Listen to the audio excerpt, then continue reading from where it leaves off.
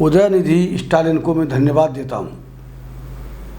वो पेरियार के खानदान से आते हैं और पेरियार साहब ने पाखंडवाद पर वो जो प्रहार किया, जो इनका पूरा हिंदुत्व जो टिका हुआ है पाखंड के ऊपर, झूठ के ऊपर, फरेब के ऊपर। बाबा साहब ने कहा कि जब तक हिंदू धर्म शास्त्रों को डायनामाइट से नहीं उड़ाया जाएगा तब तक देश में समता मूलक समाज की स्थापना नहीं हो सकती। हमें वेद पुराण श्रुति मनुस्मृति के शासन को ख़त्म करना ही होगा। इस तरह से बाबा साहब का बयान है। पेरियार साहब ने ये बुक है पेरियार साहब की। पेरियार साहब ने साफ लिखा है कि भाई भगवान को बनाने वाले, ये इसमें देखिए बिल्कुल ये लिखा है उन्होंने, मैं आपको पढ़ के ही बता देता हूँ। ये जो भगवान की रचना हुई है ये लोगों को छलने के लिए है, धंधे के लिए। There is no God, there is no God, there is no God at all. He who invented God is a fool. जिसने भगवान का आविष्कार किया है वो मूर्ख है। He who invented, he who propagate God is a scoundrel, मतलब ये लफंडर है।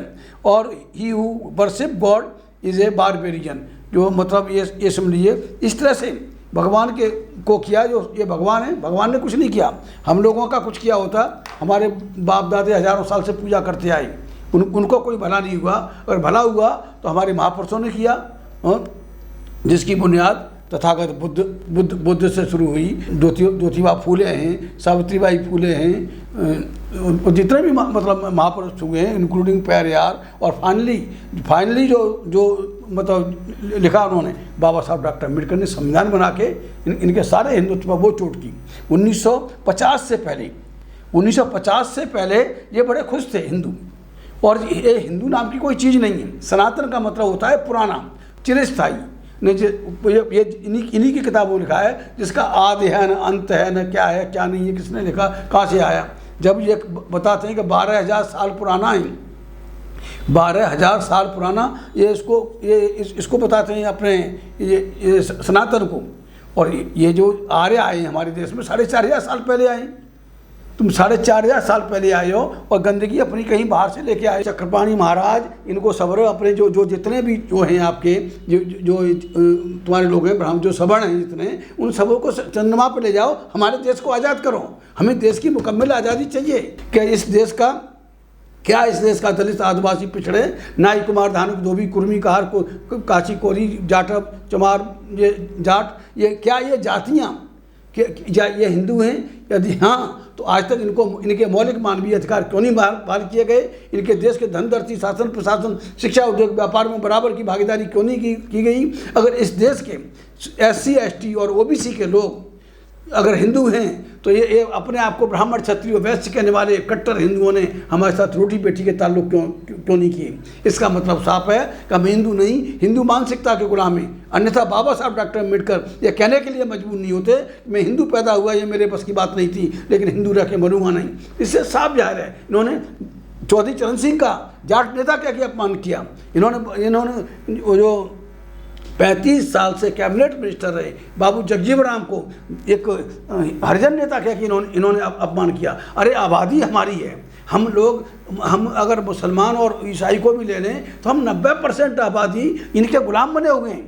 कब शर्म आएगी, कब नहीं आएगी? देखिए ये उसके बाद में उसके इंडिया के पीछे पड़ गए हैं। अब इंडिया का ये जो दयानिधि के बयान के बाद में जैसे इन्होंने इंडिया बनाया, हालांकि इंडिया और NDA एक ही बात है, ज़्यादा फर्क नहीं है। हमारे कुछ लोग हैं जो OBC के हैं वो इनके आगे पीछे उसमें घूम रहे हैं तो, लेकिन इंडिया में भी हमारा कुछ नहीं है। वो भी सब हिंदुओं का NDA है, वही सब हिंदू और हिंदुओं का ही ये इंडिया है। हिंदुत्व कहें, सनातन कहें, कुछ भी कहें, ये अलग अलग नाम निकालते हैं। जब देखा कि डेमोक्रेसी आ रही है तो इन्होंने हिंदू नाम का एक छतरी ले ली कि भाई सारे हिंदू आ जाओ, हम सभी हिंदू हैं। और सभी हिंदू हैं, एक मान लो अगर हिंदू को धर्म भी मान लिया जाए, उस अधर्म को धर्म मान लिया जाए तो उसमें तो सबको बराबर का हक मिलना चाहिए। एक धर्म के मानने वाले बराबर होने चाहिए। सारा जातियों का क्या मतलब है? जाति धर्म का क्या मतलब है? और जो आजकल देखिए जब हम असर्ट कर रहे हैं, हम अपने आप को कर रहे हैं कि तुमने कहा हमसे चमारो, हम कह रहे हैं हाँ हम चमा रहे हैं, तो चमा रहे हैं तो तुम घबरा क्यों रहे हो? अब कहा जाता है कि हमें धर्म और जाति से उठ के हमें वोटिंग करनी है। अरे धर्म और जाति से उठ के हम क्यों करें? इसका मतलब तुम्हें हुक्मरान बनाते रहें और धर्म जाति से उठ जाएं। तुम्हें वोट दे दें तो धर्म जाति जुटे हैं, और हम अपने को वोट दे रहे हैं तो धर्म हम जातवादी हैं। जो लोग इस देश में जातवाद के शिकार हैं उन्हें जातवादी कहा जाता है। जो सांप्रदायिकता के शिकार हैं, मुसलमान और ईसाई, बौद्ध, सिख, और उनको सांप्रदायिक कहा जाता है। ये जो 1950 में जो ट्रांसफ़र ऑफ पावर हुआ, तो उस ट्रांसफ़र ऑफ पावर से ये सारी सत्ता ब्राह्मणों के हाथ में चली गई। आप देखिए कि 2.5% ब्राह्मण इस देश में, लगभग 3 करोड़ ब्राह्मण हैं, समझे, और 3 करोड़ ब्राह्मण तो मतलब डेमोक्रेसी में सत्ता से बाहर होने चाहिए। 4% ठाकुर सत्ता से बाहर होना चाहिए, 4.5% बनिया ये सत्ता से बाहर होना चाहिए, मुश्किल से 10-12% है इनका, जिनके वोट ही नहीं है वो डेमोक्रेसी में कैसे? डेमोक्रेसी को इन्होंने हिपोक्रेसी बना रखा है। और यही इन आज भी जो सनातन की बात कर रहे हैं, ये सनातन की बात कर रहे हैं। सनातन का मतलब क्या है? सनातन का जो जिक्र आया है पहली बार, ये महाभारत में जिक्र आया है। अर्जुन ने अर्जुन और कृष्ण के जो वार्तालाप जो बताते हैं उसमें, झूठी किताब में, तो वो उसमें जिक्र आया है, कहीं मनुस्मृति में जिक्र आया है, ऐसा कहीं नहीं है। न कहीं सनातन का जिक्र है, न कहीं हिंदू का जिक्र है। इनके जो जितने भी धर्मशास्त्र हैं, ये खामखा गुमराह करने के लिए, ये पूरा गुमराह करने के लिए, इस देश पर काबिज बने रहने के लिए इन्होंने सारी ये किताबें लिखी, और वो किताबों की वजह से ही। और सनातन का मतलब है पुराना धर्म, और पुराना धर्म कौन सा? ये मनुस्मृति का धर्म, गीता, रामायण, महाभारत का धर्म। अगर हम इसके धर्म को मानेंगे तो हम यहाँ के जो मतलब करीब 70% आबादी है, SC ST OBC जिसको कहते हैं, तो उन्हें तो कोई अधिकार नहीं है, उन्हें जीने का अधिकार नहीं है। उनकी औरतों के साथ कभी भी जब बलात्कार करें, कुछ भी करें, क्योंकि मनुस्मृति में लिखा हुआ है, इन्होंने मनुस्मृति लिखा है, ये ब्राह्मण mail can have sexual intercourse in any women in the universe, कि ये ब्राह्मण पुरुष जन्म लेने से ही ब्रह्मांड की किसी भी स्त्री के साथ संभोग कर सकता है। ऐसी गंदी गंदी किताबें इन्होंने लिखी, और उसी को ये सनातन कहते हैं।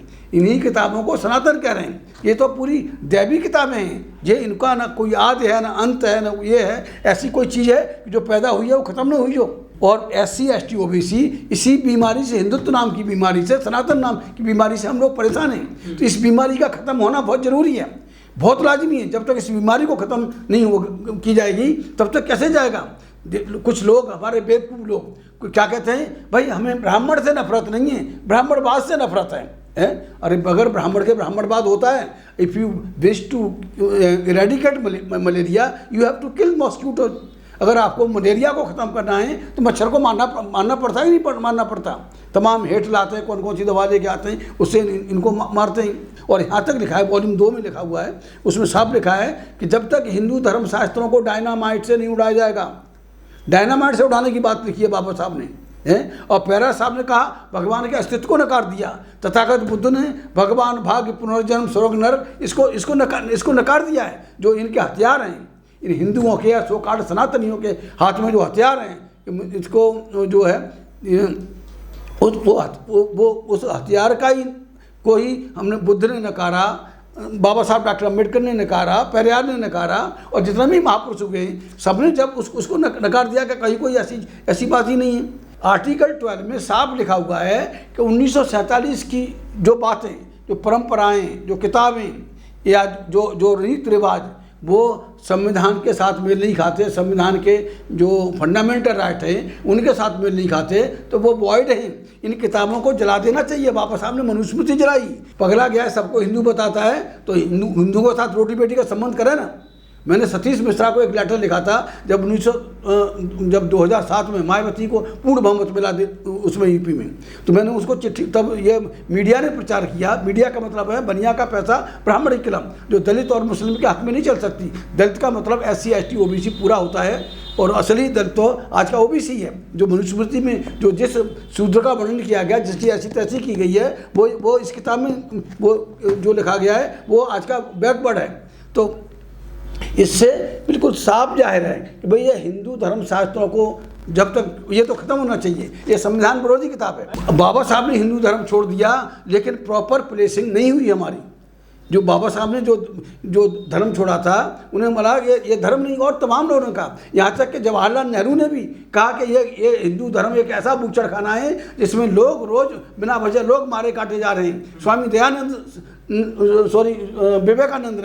विवेकानंद ने भी ये हिंदुत्व को खिलाफ तमाम तमाम बातें कही हैं, महापुरुषों ने कहा है। तो ये हिंदू कोई धर्म नहीं है, ये धंधा है इनका ब्राह्मणों का पेट भरने का और इस देश पर राज करने के लिए, इसके अलावा कुछ नहीं है। चाहे अखिलेश यादव हों, चाहे तेजस्वी यादव हों, चाहे चिराग पासवान हों, इन्होंने पॉलिटिकल साइंस को नहीं पढ़ा। इन्होंने अगर बाबा साहब को पढ़ लिया होता है, बाबा साहब ने संविधान लिखा, संविधान को पढ़ लिया होता तो इस तरह की बातें नहीं करते।